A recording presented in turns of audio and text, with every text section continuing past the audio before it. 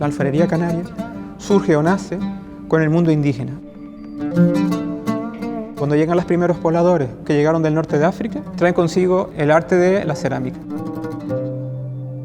La cerámica prehispánica de Gran Canaria se caracteriza de una manera general y concisa por estar realizado a mano mediante la aplicación de churros de barro que se superponen y de esta manera la pieza se va levantando. Estamos ante un recipiente cerámico que tiene unos acabados muy alisados, muy trabajados, bruñidos e incluso está decorada, pintada con el almagre que cubre toda la pieza. La loza se empleaba para la vida cotidiana, para cocinar, para la preparación de alimentos, como la loza que es para el almacenaje y para el servicio. Cada isla tenía una tipología propia. Gran Canaria es diferente a la de Fuerteventura, a la de Tenerife. Cuando la conquista, eso desapareció. Las mujeres indígenas, que eran las alfareras, trabajaban a mano. Llegan los grupos europeos que conquistan las islas, sobre todo la Corona de Castilla. Esas tradiciones indígenas se funden con otras tradiciones europeas, castellanas, portuguesas, andaluzas y surge lo que es la loza. Porque en Canarias todo lo relacionado con la cerámica aquí se llama loza y por tanto a los trabajadores de la loza le llaman loceras y loceros. Todas las loceras porque es una actividad eminentemente femenina.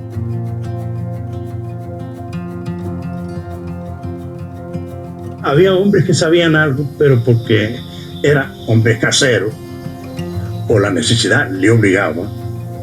Y se paraba en las horas de descanso o días de descanso a ayudarle a la mujer, pero no porque el oficio de ellos era ese. Desde muy pequeñitas estaban trabajando la loza, se transmitía de madres a hijas y esa habilidad se adquiría. Todo lo que se hacía era para el uso diario en el hogar, desde un bernagal, una talla para poner el agua, a una olla, a un tostador, a un lebrillo, a una jarra de almacenamiento que se utilizaba para guardar el grano, la miel, el gofio. Hay que entender que el contexto histórico de esas loceras que vivían a veces hacinadas en centros loceros era un contexto muchas veces de pobreza, de marginación. Había que sacar para comer. ¿Sabe lo que es 8 hijos en una cuevita sin tener de revolverte y dentro de ahí haciendo loza para poder venderla para comer? Mira Tejeda y yo con 12 desnagales y 4 cazuelas caminando, la barriga a la boca. Hoy lo va a hacer mis hijas.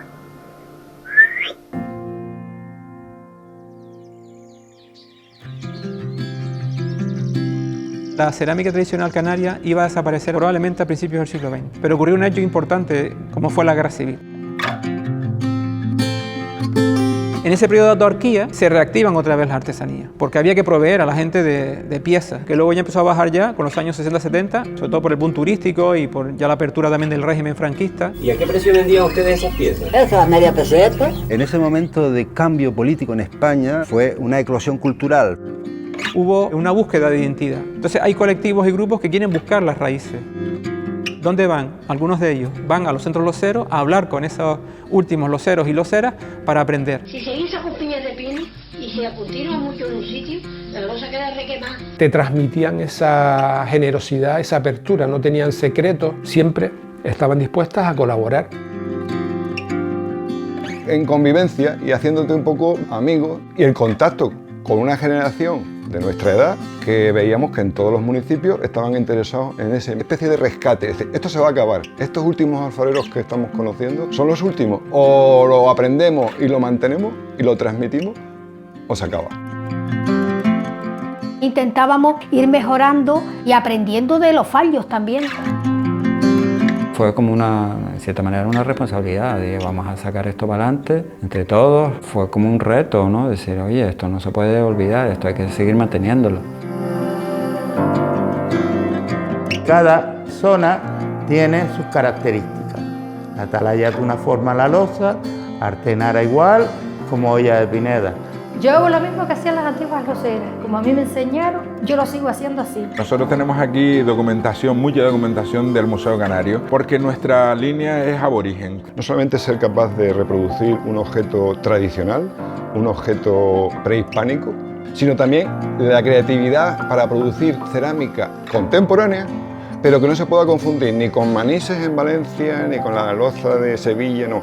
Que cuando alguien vea esta loza diga, esto tiene que ser canario. He incorporado otras herramientas, otros procedimientos, investigando, por ejemplo, técnicas de reproducción de piezas a molde, utilizando el barro líquido o colado. Casi siempre interesa venir a cogerlo en estas fechas, antes de que empiecen las lluvias, porque así el terreno está bastante seco y es más fácil. Ahí está, ahí va apareciendo ya. Un poquito más abajo. Los pasos que lleva la loza canaria es lento y es como pura poesía. Ahí está la veta. Buah, está sequito, ¿eh? Tienes que reconocer en la naturaleza dónde están las materias primas adecuadas. La veta está un poquito enterrada. Nosotros ya como llevamos tantos años, ya sabes exactamente el sitio donde encuentran la arcilla buena. Todo lo que ves es arcilla. Suele estar en el subsuelo por la erosión del terreno, el territorio se ha erosionado mucho por falta de vegetales y demás. Te las llevas a tu espacio, a tu taller, las pones a secar, las limpias de restos vegetales, raíces, hojas, pequeñas piedras. Si tiene humedad hay que secarlos primero al sol un par de días, que se seque bien, machacarlo y buscar la arena adecuada, porque si no el barro no vale. Aquí también tenemos un montón. Una arena finita que preparamos, cernimos. Es arena que ha corrido con el agua y está bastante lavada, limpia y tal. Tiene que llevar un desengrasante para que la contracción no sea tan gorda como en el argot de los alfareros, para que amarre. Aquí tenemos granos muy finos y los más gruesos pues parecen granitos de azúcar. Luego hay que ponerlo en remojo. Le da mucho más cuerpito también al barro. El proceso tradicional es pisado. Antes se pisaba con los pies, pero ya últimamente da mano. Lo sobamos y lo metemos en plástico. Entonces, mientras no coja aire, está en plástico sin aire, puede durar un par de meses para poderlo trabajar. Yo recuerdo incluso a Julianita, la alfarera de Pineda, cogía un cachito de barro y se lo acercaba al labio. Si ella notaba los granitos de arena, dice, este es su punto. Cuando ya tienes las pellas de barro en tu taller preparadas, pues empiezas a practicar lo que sería el levantado de la pieza. Más o menos nos hacemos la idea de la pieza que vamos a levantar. Empezamos ya con el fondo, con el culo. Y entonces vamos a base de urdido, a base de yurro, levantando la pieza, dándole forma. Poquito a poco, no es que tú empieces la pieza y la terminas. Trabajamos 4 o 5 piezas juntas. Una se te va secando, oreándose un poquito para poder seguirla trabajando. Porque hay un momento en que no puedes seguir porque el barro no te lo permite, porque se te va. Tienes que dejarla. Esa la dejaste tapada en plástico el otro día. Taparla un poco, seguir con otra y así sucesivamente. Cuando está en un punto dureza cuero que le llamamos, entonces hay que coger la piedra porosa, siempre mojándola con agua, y eso nos sirve para trancar las posibles grietas que nos pudieron quedar entre unión y unión. Al día siguiente, cuando tiene un poco de consistencia, se alarga. Posteriormente se desbasta.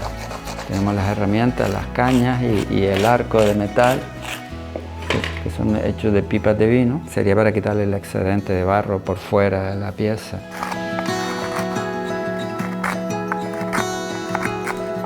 Una vez y pase ese proceso, tenemos que coger una piedra lisa, un canto rodado de playa, ya eso te serviría para el primer alisado. Y luego unas piedras un poquito más finas para un segundo alisado ya casi seca. De forma que nos dé el brillo que necesitamos en la pieza al final, que es lo que le llamamos el bruñido final, ¿no? Finalmente se hacen pequeños dibujos con las propias piedras o se cogen colorantes que contrasten con la pasta y se hacen dibujos. Básicamente con los colores que te encuentras, rojo, tonos pardos, sienas, más marrones, más oscuros. Esta es de las más complicadas porque ves que estoy pintando sobre una superficie bastante irregular. Hay que pintarlos con minerales. Tienen que ser compatibles con el fuego, que se puedan aplicar a la arcilla y que soporten la cocción y no se alteren. Estos minerales no llegan nunca a fundir ni a crear una capa vítrea que se pudieran pegar. El otro material que se usa en la alfarería a nivel mineral es el almagre, que tiene en su composición gran cantidad de óxido de hierro y que eso es lo que le da ese color tan rojo.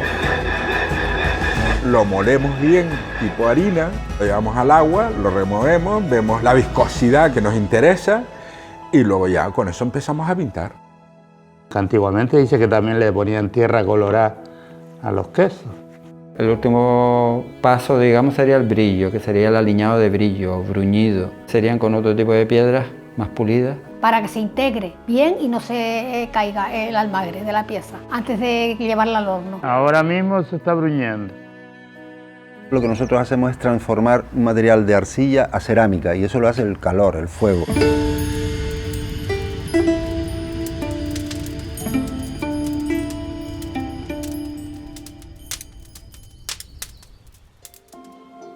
En Canarias la forma más rudimentaria se llamaba el guisadero. Eso solo se usó en el lugarejo. El día que vamos a guisar tiene que ser un día que esté espléndido, que haya mucho sol, que esté por la mañana. Tendemos pinocha en el suelo, vamos poniendo la losa sobre ella y le vamos dando vuelta de manera es que cuando vayamos a colocar sobre el mediodía la losa sobre el guisadero, ya la losa esté caliente. Tráigame primero todas las grandes. Sí. Siempre colocamos las piezas grandes en el fondo del guisadero, dentro de las grandes metemos las pequeñas y vamos amontonando la losa como en forma de un puzzle. Traigan las tapas y todo lo que haya de tapas. Vale. Le rociamos con pinocha por encima, le prendemos fuego para que se vaya perdiendo el frío si le queda alguna pizca de humedad. Despacito por la boca de las calles le ponemos un poco de pinocha y después empezamos a meterle piña de pino y ahí estamos un rato bueno, a lo mejor 1 hora y pico, 2. Y cuando ya vemos que está guisada, echamos 2 lazos de pinocha y 2 manadas de jorcazo que esté verde tiernito y después esperar que se enfríe. Y así es un día de guisado. El día de guisado es un día muy laborioso.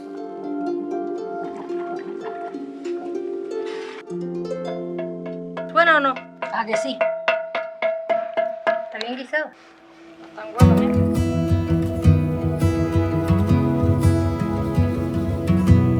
En La Atalaya, en Tunte y en Hoya de Pineda, que son los otros centros, lo que conocemos son hornos árabes en la que la leña y las piezas están juntas en esa misma cámara, pero ya hay una evolución con respecto al guisadero porque hay acumulación de temperatura en la cámara. Ahora mismo tenemos hornos diseñados de una forma que hace que las cocciones sean más seguras, equilibrada la temperatura dentro de la cámara, evitando roturas y produciendo cerámica de mayor calidad de vitrificación. Hemos evolucionado. En realidad siempre ha habido una evolución de la cerámica, como en todas las artesanías. Cada época tiene su contexto histórico. ¿Qué es tradicional? El siglo XVI, XVII, XVIII, XIX, XX. La tradición es un concepto inventado. Ahora mismo hay alfareros y alfareras muy buenos que en una línea de investigación también de tierra, de barro, de subir temperatura. Que seamos capaces de innovar y de seguir atentos a lo que hoy día demanda la sociedad y seguir haciendo cursos, seguir entusiasmando a la gente con este mundo de la alfarería, que el barro canario nos sirva para hacer otras cosas como pueden ser esculturas, modelados o diseños de cualquier tipo.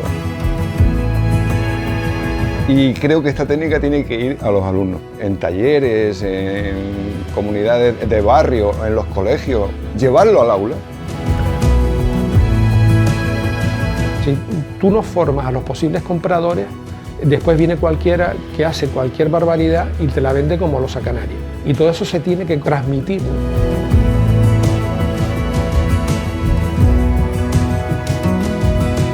Divulgarlo, ponerlo en valor y que las generaciones futuras sepan que este oficio es parte de la cultura de las islas, ¿no? Un canario sin su cultura y su artesanía es como un canario que abre las aulas y se echa a volar. Un santiguao con el romero.